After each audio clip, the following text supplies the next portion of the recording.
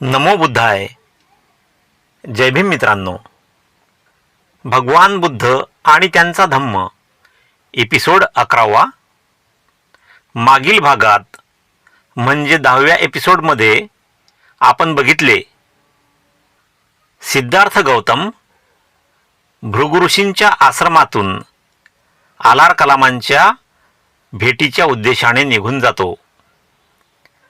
आलार कलामांकडून तो सांख्य तत्वज्ञान आणि समाधी मार्गाचे शिक्षण घेतो.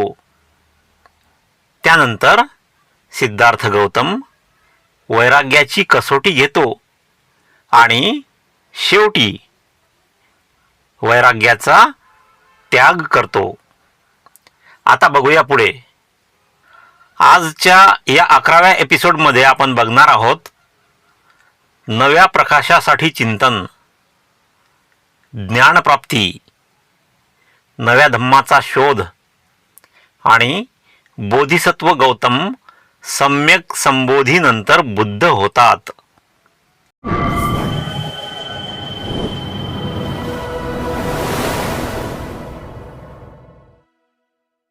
जोशाबा या यूट्यूब चॅनलवर मी सुमेध शिरसाट आपले स्वागत करतो. सुरू करूया 11वा एपिसोड. भगवान बुद्ध आणि त्यांचा धम्म, खंड पहिला, त्यातील भाग 4, ज्ञानप्राप्ती आणि नव्या मार्गाची दृष्टी. नव्या प्रकाशासाठी चिंतन. अन्नभक्षण करून ताजा तवाना झाल्यानंतर गौतम आपल्या आतापर्यंतच्या अनुभवाविषयी विचार करू लागला. आतापर्यंत गौतमाला जो अनुभव आला होता त्या अनुभवाच्या विषयी विचार करू लागला. सर्व मार्ग अयशस्वी झाल्याचे त्याला दिसून आले.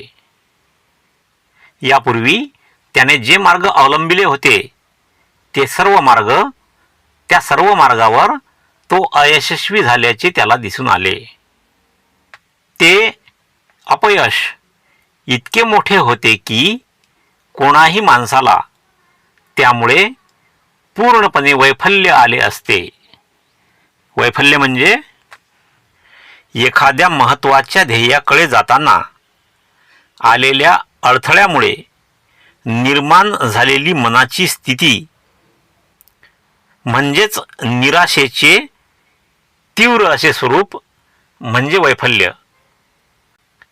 त्याचे अपयश इतके मोठे होते की त्याच्या जागी कोणीही माणूस असता तर त्याला वैफल्य आले असते. त्याला म्हणजे गौतमाला अर्थातच वाईट वाटले, पण वैफल्याने मात्र त्याला स्पर्शही केला नाही. एखादा मार्ग सापडेल अशी त्याला नेहमीच आशा वाटे. त्याला इतकी आशा वाटे की सुजाताने पाठविलेल्या अन्नाचे सेवन ज्या दिवशी त्याने केले त्याच दिवशी रात्री त्याला 5 स्वप्ने पडली आणि जेव्हा तो जागा झाला तेव्हा आपणाला खात्रीने ज्ञानप्राप्ती होणार असा त्याने त्या स्वप्नांचा अर्थ लावला. त्याने आपले भविष्य जाणण्याचा प्रयत्न केला. सुजाताच्या दासीने आणलेल्या अन्नाचे पात्र नैरंजना नदीत फेकून तो म्हणाला, जर मला ज्ञानप्राप्ती होणार असेल तर हे पात्र प्रवाहाच्या वरच्या दिशेने जाऊ दे. वरच्या दिशेने म्हणजे प्रवाहाच्या उलट दिशेने जाऊ दे, नसेल तर खालच्या दिशेने जाऊ दे.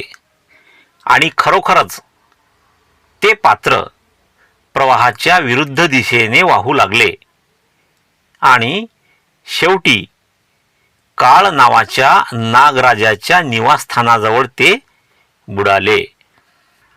आशा आणि निश्चय यांच्यामुळे धीर येऊन त्याने उरुवेला सोडली आणि संध्याकाळच्या सुमारास तो गयेच्या मार्गाला लागला. तेथे त्याने एक पिंपळ वृक्ष पाहिला. आपल्याला नवा प्रकाश दिसेल आणि आपला प्रश्न सोडविण्याचा मार्ग शोधून काढण्यास मदत होईल या आशेने चिंतन करण्यासाठी त्या वृक्षाखाली बसण्याचा त्याने विचार केला. चिंतन करण्यासाठी, चिंतन म्हणजे काय? एखादी गोष्ट, एखादे ध्येय मनात ठेवून त्यावर सर्व बाजूंनी विचार करणे म्हणजे चिंतन.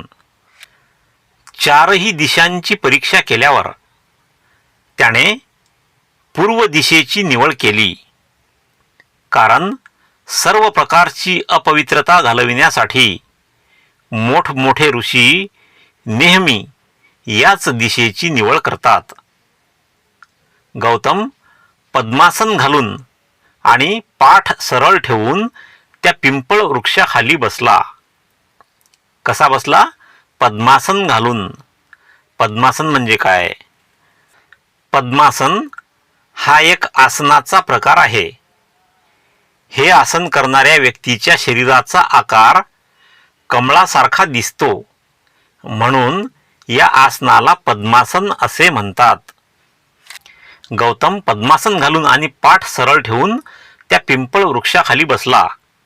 ज्ञानप्राप्ती करून घेण्याच्या निश्चयाने तो स्वतःशीच म्हणाला, कातळी, स्नायू आणि हाडे हवी तितकी सुकून गेली आणि माझ्या शरीरातील रक्तमांस शुष्क झाले तरी चालेल, परंतु ज्ञानप्राप्ती झाल्याशिवाय हे आसन मी सोडणार नाही. कातळी, स्नायू आणि हाडे हवी तितकी सुकून गेली आणि माझ्या शरीरातील रक्तमांस शुष्क झाले. शुष्क म्हणजे कोरडे, कोरडे झाले तरीही चालेल, परंतु ज्ञानप्राप्ती झाल्याशिवाय मी हे आसन सोडणार नाही, असे गौतमाने ठरविले.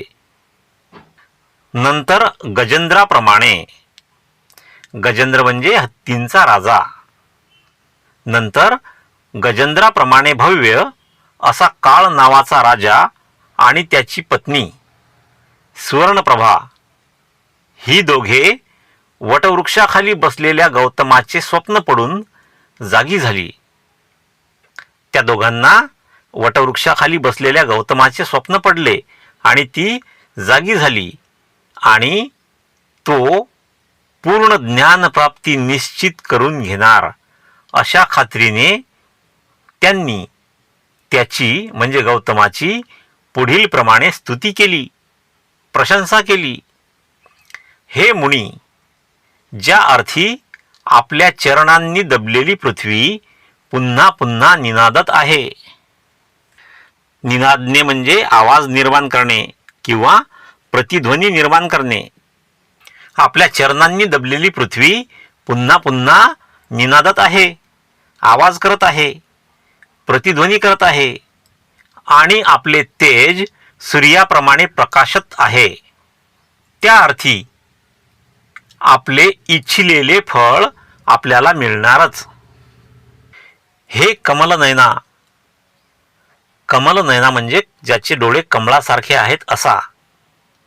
हे कमलनयना, ज्या अर्थी आकाशात पंख फडफडवीत असलेले पक्ष्यांचे थवे आपल्याला आदराने वंदन करीत आहेत आणि आकाशात मंद मंद वायुलहरी वाहत आहेत, त्या अर्थी आपण आपले इप्सित साध्य होऊन आपण बुद्ध होणार हे निश्चित. आपण आपले इप्सित, इप्सित म्हणजे मनात इच्छा केलेल्या गोष्टी, म्हणजे ज्या काही गोष्टी तुम्ही मनात इच्छा केलेल्या आहेत त्या साध्य होऊन आपण बुद्ध होणार हे निश्चित. चिंतनासाठी तो जेव्हा बसला, म्हणजे गौतम चिंतनासाठी जेव्हा बसला तेव्हा वाईट विचार आणि वाईट वासना, ज्यांना पुराणांतरी म्हणजे पुराणांमध्ये माराची म्हणजेच कामाची मुले असे म्हणतात, त्यांनी त्याच्या मनावर आक्रमण केले. माराच्या मुलांनी म्हणजेच कामाच्या मुलांनी गौतमाच्या मनावर आक्रमण केले.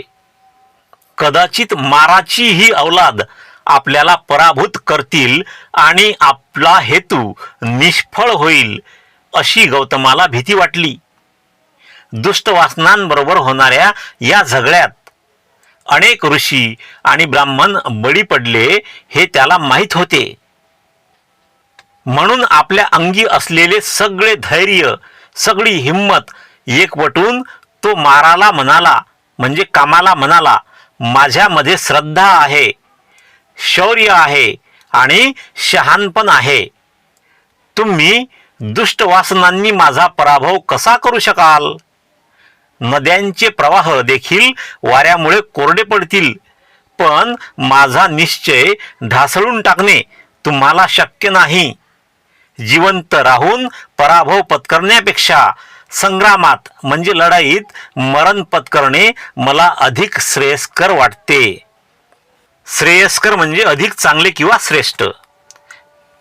एखादा गोळ घास मिळेल या आशेने चरबीच्या गोळ्याप्रमाणे दिसणाऱ्या दगडावर झेप घेणाऱ्या कावळ्याप्रमाणे दुष्ट वासनांनी गौतमाच्या मनावर आक्रमण केले.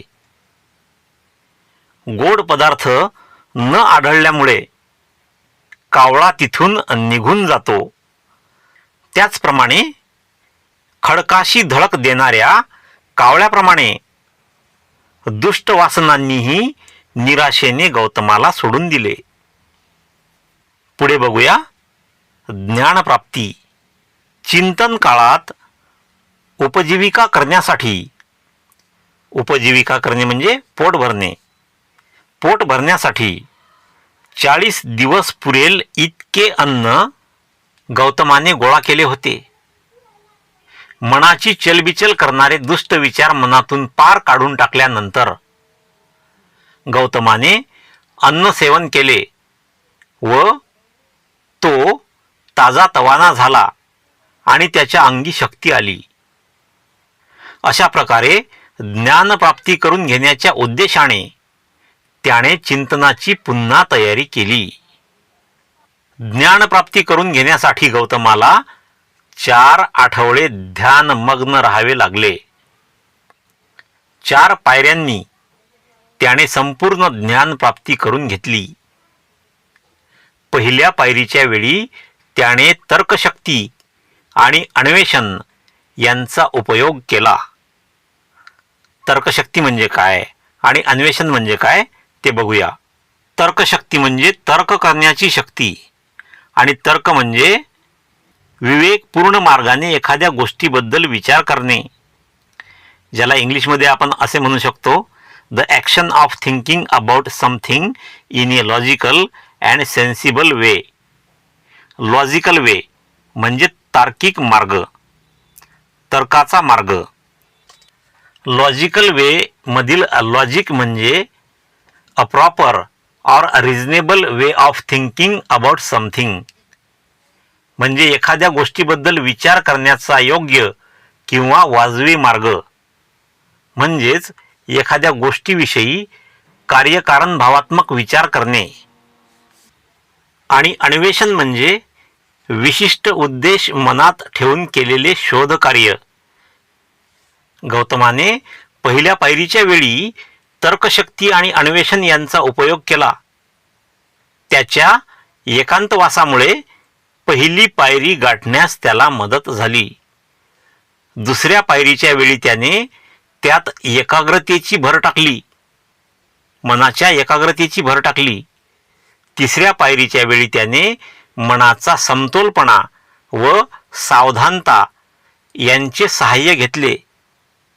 चौथ्या व शेवटच्या पायरीच्या वेळी मनाच्या समतोलपणात शुद्धतेची आणि सावधानतेत समतोलतेची अवस्था आणली. अशा प्रकारे एकाग्र, पवित्र, निष्कलंक, निर्दोष, नम्र, चतुर, खंबीर आणि वासनाविरहित अशा मनाने आपला उद्देश न विसरता गौतमाने ज्या समस्येने त्याला सतावून सोडले होते तिचे उत्तर शोधून काढण्याच्या प्रयत्नावर आपले सर्व लक्ष केंद्रित केले. गौतमाला ऐहिक जगातील दुःखावर उपाय पाहिजे होता आणि त्याच समस्येने त्याला सतावून सोडले होते आणि तिचे उत्तर शोधून काढण्याच्या प्रयत्नावर गौतमाने आपले सर्व लक्ष केंद्रित केले. चौथ्या आठवड्याच्या शेवटच्या दिवशी त्याचा मार्ग प्रकाशित झाला. त्याला स्पष्टपणे दिसून आले की जगात दोन समस्या आहेत. जगामध्ये दुःख आहे ही पहिली समस्या आणि हे दुःख कसे नाहीसे करावे व मानवजातीला कसे सुखी करावे ही दुसरी समस्या. याप्रमाणे शेवटी 4 आठवडे चिंतन केल्यानंतर अंधकार नाहीसा होऊन प्रकाशाचा उदय झाला. अज्ञान नष्ट होऊन ज्ञान उदयास आले. त्याला एक नवा मार्ग दिसला. पुढे बघूया. नव्या धम्माचा शोध. नव्या प्रकाशाच्या प्राप्तीसाठी गौतम जेव्हा चिंतनास बसला तेव्हा सांख्य तत्वज्ञानाची पकड त्याच्या मनावर होती. आलार कलामांकडून तो सांख्य तत्वज्ञान शिकला होता. त्याच्या मते जगातील व्यथा आणि दुःख यांचे अस्तित्व ही एक निर्विवाद वस्तुस्थिती आहे. म्हणजे या वस्तुस्थितीबद्दल कुठलाही वाद नाही. तथापि दुःख नाहीसे कसे करावे हे जाणण्यास गौतम उत्सुक होता. सांख्य तत्वज्ञानाने ह्या प्रश्नाचा विचार केला नव्हता. सांख्य तत्वज्ञानाने दुःख कसे नाहीसे करावं या प्रश्नाचा विचार केला नव्हता आणि म्हणून दुःख नाहीसे कसे करावे या प्रश्नावर त्याने आपले चित्त केंद्रित केले, आपले मन केंद्रित केले. स्वाभाविकपणे त्याने स्वतःला पहिला प्रश्न विचारला की व्यक्तिमात्राला भोगाव्या लागणाऱ्या दुःखाची व कष्टाची कारणे कोणती. त्याचा दुसरा प्रश्न असा होता की दुःख नाहीसे कसे करता येईल. या दोन्ही प्रश्नांचे बिनचूक उत्तर त्याला मिळाले. ते उत्तर म्हणजे सम्यक संबोधी, म्हणजेच खरी ज्ञान प्राप्ती. पिंपळ वृक्षाखाली बसूनच बुद्धाला ज्ञान प्राप्त झाले, सम्यक संबोधी प्राप्त झाली. म्हणून पिंपळ वृक्षाला बोधी वृक्ष असे नाव मिळाले. पुढे बघूया. बोधिसत्व सम्यक संबोधीनंतर बुद्ध होतात. ज्ञानप्राप्तीपूर्वी गौतम केवळ बोधिसत्व होता. ज्ञानप्राप्तीनंतर ते बुद्ध झाले. बोधिसत्व कोणाला म्हणावे आणि बोधिसत्व म्हणजे काय. बुद्ध होण्याचा प्रयत्न करणारा मनुष्य म्हणजे बोधिसत्व. बोधिसत्व बुद्ध कसा होतो. बोधिसत्व हा क्रमाने जीवनाची 10 स्थित्यंतरे बोधिसत्व राहिला पाहिजे. बुद्ध होण्यासाठी बोधिसत्वाने काय केले पाहिजे. बोधिसत्व आपल्या जीवनाच्या पहिल्या अवस्थेत मुदिता म्हणजे आनंद प्राप्त करून घेतो. सोनार ज्याप्रमाणे चांदीतले कीट काढून टाकतो त्याप्रमाणे बोधिसत्व आपल्यातील अशुद्धता काढून टाकल्यावर असा विचार करू लागतो की प्रथम अविचारी असलेला पण पुढे विचारी बनलेला मनुष्य ढगातून बाहेर पडलेल्या चंद्राप्रमाणे जगाला प्रकाशित करतो. हे जाणल्यावर त्याला आनंद होतो आणि त्याला सर्व प्राणीमात्राच्या कल्याणाची तीव्र तळमळ लागते. जीवनाच्या दुसऱ्या अवस्थेत त्याला विमलता म्हणजे शुद्धता प्राप्त होते. यावेळी बोधिसत्वाने कामवासनेचे सर्व विचार मनातून काढून टाकलेले असतात. तो दयाशील होतो. तो सर्वांना दया दाखवितो.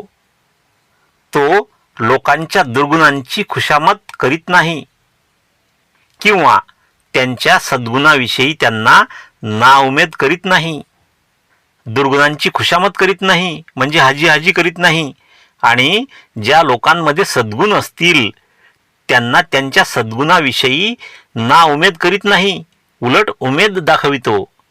जीवनाच्या तिसऱ्या अवस्थेत प्रभाकारी अवस्था म्हणजे तेजस्विता प्राप्त करून घेतो. यावेळी बोधिसत्वाची बुद्धी आरशाप्रमाणे स्वच्छ झालेली असते. अनात्म व अनित्यता यांच्या सत्याचे त्याला पूर्ण ज्ञान आणि आकलन झालेले असते. अनात्म आणि अनित्यता, अनात्म म्हणजे जगात आत्मा अस्तित्वात नाही असा विचार, आणि अनित्यता म्हणजे जगातील सतत होणारे बदल. जग हे सतत आणि क्षणाक्षणाला बदलत आहे असा विचार. म्हणजेच अनात्म आणि अनित्यता हे सत्य आहे याचे त्याला पूर्ण ज्ञान आणि आकलन झालेले असते. आता त्याला फक्त सर्वोच्च ज्ञान मिळविण्याची इच्छा असते आणि त्यासाठी तो कशाचाही त्याग करण्यास तयार असतो. जीवनाच्या चौथ्या अवस्थेत तो अर्चिष्मती म्हणजे अग्नीप्रमाणे तेजस्वी बुद्धिमत्ता प्राप्त करून घेतो. या स्थितीत बोधिसत्व, अष्टांगिक मार्ग, चतुर्विध ध्यान, चतुर्विध म्हणजे चारही बाजूंचे, चारही दिशांचे असे चतुर्विध ध्यान, चतुर्विध व्यायाम, चतुर्विध इच्छाशक्ती आणि पंचशील यांच्यावर आपले चित्त केंद्रित करतो. जीवनाच्या पाचव्या अवस्थेत तो सुदुर्जया म्हणजे जिंकण्यास कठीण अशी स्थिती प्राप्त करून घेतो.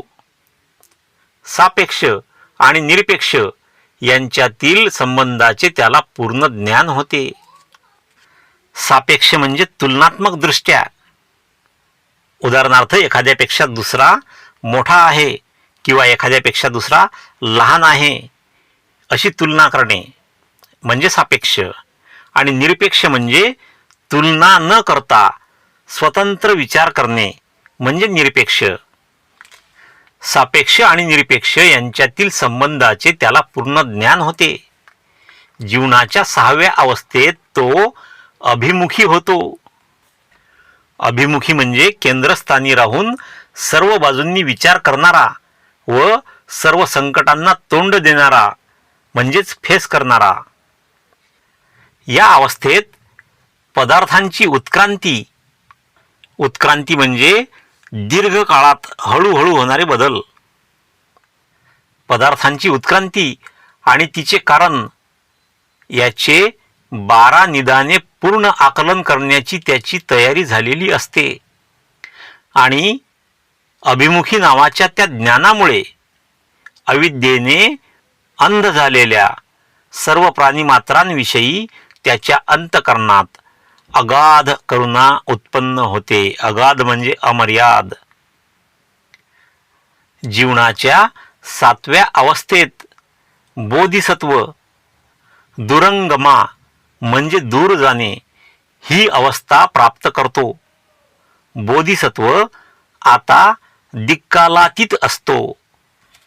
दिक्कालातीत म्हणजे अवकाश आणि वेळ या दोन्हींच्या मध्ये अस्तित्व असलेला, ज्याला इंग्लिशमध्ये आपण असे म्हणू existent in both space and time, असा बोधिसत्व आता दिक्कालातीत असतो. तो अनंताशी एकरूप झालेला असतो. तथापि सर्व प्राणीमात्रांविषयी वाटणाऱ्या करुणेमुळे त्याने आपले नाम रूप अद्यापही धारण केलेले असते. एका बाबतीत मात्र तो इतरांपेक्षा अगदी निराळा असतो. कमलपत्रावर ज्याप्रमाणे पाणी ठरत नाही, कमळाच्या पानावर ज्याप्रमाणे पाणी ठरत नाही, पाणी थांबत नाही, त्याप्रमाणे जगातील मोह त्याला चिकटून राहत नाही. तो आपल्या सहचरांतील तृष्णा शांत करतो. सहचर म्हणजे सोबती, मित्र किंवा सोबत राहणारे, त्यांच्यातील तृष्णा तो शांत करतो. परोपकार बुद्धी, सहनशीलता, व्यवहार चातुर्य, शक्ती, शांत वृत्ती, बुद्धी आणि सर्वश्रेष्ठ प्रज्ञा यांची तो जोपासना करतो. या अवस्थेत असताना त्याला धर्माचे ज्ञान होते, परंतु लोकांना समजेल अशा रीतीनेच तो त्याची त्यांना ओळख करून देतो. आपण व्यवहार चातुर्याने आणि सहनशीलतेने वागले पाहिजे हे त्याला कळते. लोकांनी त्याला कितीही त्रास दिला तरी तो शांत वृत्तीने तो त्रास सहन करतो, कारण केवळ अज्ञानामुळेच लोकांनी त्याच्या हेतूबद्दल गैरसमज करून घेतले आहेत हे त्याला कळत असते. परंतु त्याच वेळी प्राणीमात्रांचे कल्याण करण्याविषयीचा त्याचा उत्साह एक किंचितही म्हणजे थोडासाही कमी होत नाही किंवा प्रज्ञेकडेही तो पाठ फिरवित नाही. म्हणून दुर्दैव त्याला सन्मार्गावरून कधीही च्युत करू शकत नाही. च्युत करणे म्हणजे हटविणे, विस्थापित करणे किंवा मार्ग सोडणे. म्हणजेच सन्मार्गावरून तो कधीही दूर जात नाही, तो त्या मार्गावरून हटत नाही. जीवनाच्या 8व्या अवस्थेत तो अचल होतो. अचल म्हणजे न हलणारा, आपली जागा न बदलणारा. या अढळ अवस्थेत बोधिसत्वाला करावे लागणारे सर्व कष्ट संपतात. जे जे चांगले आहे ते ते तो स्वाभाविकताच अनुसरतो, त्याचे तो अनुसरण करतो. तो जी जी गोष्ट करील त्या त्या गोष्टीत तो यशस्वी होतो. जीवनाच्या 9व्या अवस्थेत तो साधुमती होतो, म्हणजे ज्याने सर्व धर्म किंवा त्यांची शास्त्रे आणि सर्व दिशा जिंकल्या आहेत आणि त्यांचे त्याला पूर्ण आकलन झालेले असून तो कालातीत होतो. कालातीत म्हणजे ज्याच्यावर वेळेचा काहीही परिणाम होत नाही असा, म्हणजेच काळाच्या पलीकडचा, शाश्वत म्हणजेच अमर. जो कालातीत होतो अशांची साधुमती ही अवस्था असते. जीवनाच्या 10व्या अवस्थेत तो धर्ममेध होतो. बोधिसत्वाला बुद्धाची दिव्यदृष्टी प्राप्त होते. बोधिसत्व ही 10 सामर्थ्ये प्राप्त करून घेतो, कारण बुद्ध होण्यास त्यांची आवश्यकता असते. बोधिसत्वाची स्थित्यंतरे होत असताना त्याने ही 10 सामर्थ्ये मिळविली पाहिजेत. इतकेच नव्हे तर त्याने 10 पारमितांचाही परिपूर्ण अभ्यास केला पाहिजे. पारमिता म्हणजे परिपूर्णता. बुद्धाने उपासकांना जे 10 श्रेष्ठ गुण सांगितलेत त्यांना पारमिता असे म्हणतात. आणि ते 10 गुण म्हणजे शील, दान, उपेक्षा, नैष्क्रम्य, वीर्य, शांती, सत्य, अधिष्ठान, करुणा, मैत्री. या 10 पारमितांचाही परिपूर्ण अभ्यास केला पाहिजे. एक पारमिता ही जीवनाच्या एका अवस्थेची परिपूर्ती असली पाहिजे. पारमितांचा खास व्यासंग पायरी पायरीने केला पाहिजे. एका जीवनावस्थेत एकच पारमिता असली पाहिजे. एकीचा थोडा अंश आणि दुसरीचा थोडा अंश असे मिश्रण त्यात असता कामा नये. अशा प्रकारे बोधिसत्वाची दुहेरी तयारी झाल्यानंतरच तो बुद्ध होतो. बुद्ध हा बोधिसत्वाच्या जीवनातील कळस होय. कळस म्हणजे अतिउच्च पायरी किंवा उच्च स्थान. बोधिसत्वाच्या या जीवनावस्थांचा किंवा जातकांचा हा सिद्धांत देवतांच्या अवतारवादाच्या ब्राह्मणोक्त सिद्धांतासारखा वाटतो. ब्राह्मणांच्या सिद्धांतासारखा तो वाटतो. जातक सिद्धांत हा बुद्धाच्या अत्युच्च शुद्धावस्थेच्या जीवनाचे सार यावर आधारलेला आहे. अवतारवादात देवाच्या जीवनाची घडण पवित्र असावी अशी अपेक्षा नाही. अवतारवादी ब्राह्मणोक्त कल्पनेचा अर्थ इतकाच की देव निरनिराळे अवतार घेऊन आपल्या भक्तांचे रक्षण करतो. मग त्याचे वर्तन अतिशय अशुद्ध आणि अनैतिक असले तरी चालते. बुद्ध होण्यासाठी बोधिसत्व आवश्यक अशा 10 जीवनावस्थातून गेला पाहिजे. या सिद्धांताला दुसऱ्या कोणत्याही धर्मावर तोड नाही. दुसरा कोणताही धर्म आपल्या संस्थापकाला असल्या कसोटीला म्हणजे असल्या परीक्षेला उतरण्याचे आव्हान देत नाही. मित्रांनो, इथे हा एपिसोड संपवूया आणि परत भेटूया पुढील एपिसोडमध्ये. जय भीम.